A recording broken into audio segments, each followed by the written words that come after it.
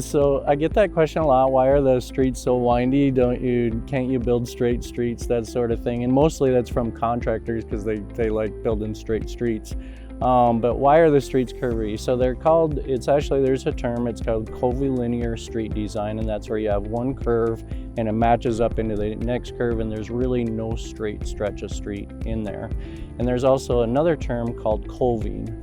And so that's really a design in a residential community where you allow for coving of houses. So think of it this way. So if you think of kind of the worst case scenario where you drive down a street and all you see is garage, garage, garage, garage, garage.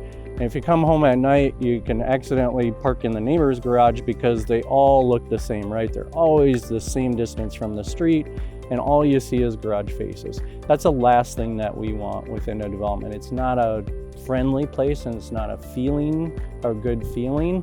And so the curvilinear design allows for those homes to be set differently so you have view corridors out of your home. So let's imagine you have a living space in the front area. You can actually have a really nice front area that allows for that coving to take place and allows for really nice view corridor. So any window of your house, you really have a nice view corridor. It's not just house, house, house.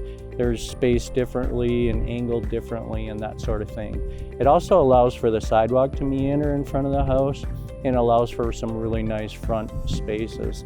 Kind of outdoor living has changed throughout time. Everyone back a few years ago wanted kind of backyard living, since you have this private setting, and folks still want that. But then it's kind of moved to a front kind of living space environment. So let's pretend your neighbors are walking by on the sidewalk and you're sitting in the front. When you're sitting in the front, maybe you're having a few cocktails, enjoying the outdoors. They come by, they see you outside, and you invite them over. It's a different atmosphere and it's a different approach to development.